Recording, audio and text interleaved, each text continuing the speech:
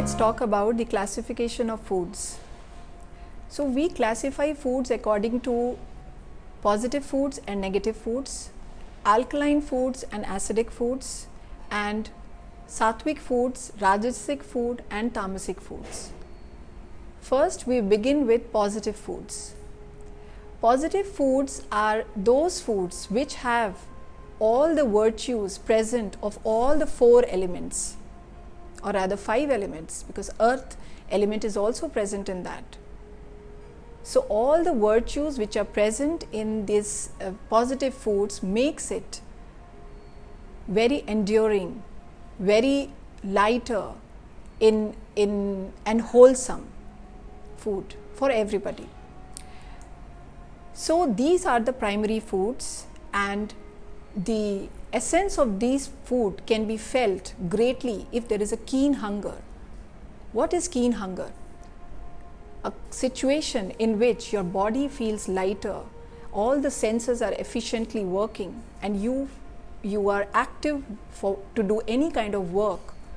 This is the condition in which keen hunger exists. And in that keen hunger, if you take a slice of cucumber, that will be very tasty, and that is very good for the people to build their health. Sattvic foods are mild, juicy, and contains lubricant fats. It is enduring and pleasant. These foods brings longevity, health, and it creates purity of mind and soul. It leads to disease-free life. It ensures happiness and cheerfulness in the person who is eating this kind of food. In Bhagavad Gita, it is said the person who is eating such kind of food is free of any vices. Their mind becomes much calmer and composed, and their life much better to dwell upon. So sattvic foods promotes health. What are the examples of the positive foods or these primary foods? These are leafy vegetables or any other kinds of vegetables and fruits. These are the foods which, if taken, enhances our health. There is one example that I wanted to state, that somebody who is very ill, and if you try to give that person food, and maybe medicines, so will that be considered as food, that thing which can promote health? No. So as we have already mentioned that food is medicine, we mean these positive foods which are medicines.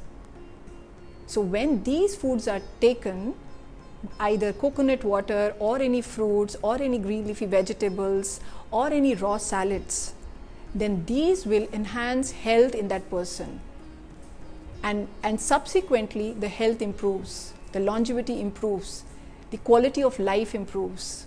Positive foods consist of 3 things: cellulose or roughage, higher water content, and life. And because of this thing, that these positive foods are much lighter on body and are easier to digest. So these also acts as laxatives. So the waste which gets accumulated in the body, or the food which accumulates in the body and is not eliminated out of the system, then with the help of these positive foods, that one can eliminate the toxins which are getting accumulated in the body, leading to diseases.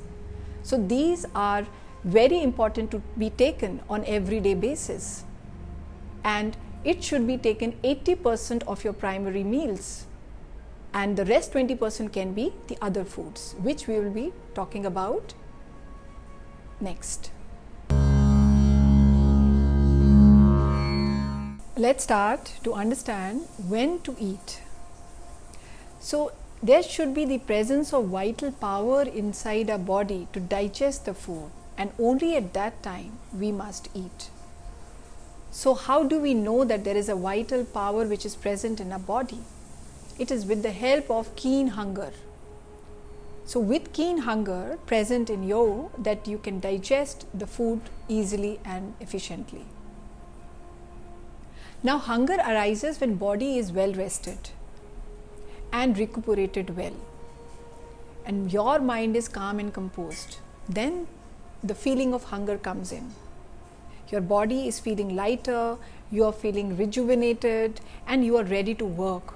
You are ready to work at that time is what denotes that you have real hunger.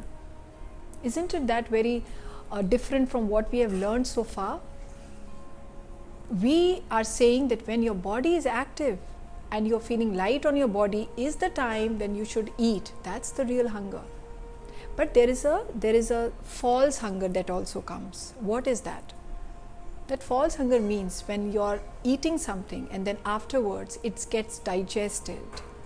After a while you feel there is an emptiness in the stomach, and then we say that as hunger. But that's not hunger. It's just the feeling of hunger. It's just the emptiness which has just been experienced by you, that you term that as hunger. So that hunger has to be developed even further, which means afterwards, then when all the things have been emptied and the elimination has happened, there is no waste inside your body, and then body is getting approximately 3 hours of time as an empty stomach, then you can eat, because that is the time when the keen and natural hunger will be present. That keen and natural hunger, how do we identify that hunger? It is in the way that if you are given a cucumber, a plain slice of cucumber or an ashgourd juice, you will relish that taste, that subtle taste. And when you relish that taste, that means it is real hunger. Otherwise, it is just made up hunger. When you say, I want a specific thing to eat, I want this cooked food to eat, or I want a specific meal, maybe some of your favorite items that you say. And when you say, I can't eat salads because it is not tasty, which means that you are not in your true hunger. Hunger will accentuate that feeling, that subtle feeling in you, by making you feel that hunger inside of you, and then you can experience the taste of those positive foods which are naturally present in your taste buds. Now coming back to our when to eat, is that when your body feels light and your senses are clear and efficient and your digestive energy is at its peak, at that time you can eat your food. And so whenever you are eating, your mind should be calm, you should be happy, and you are eating for your health. That is one thing that you have to remind yourself all the time.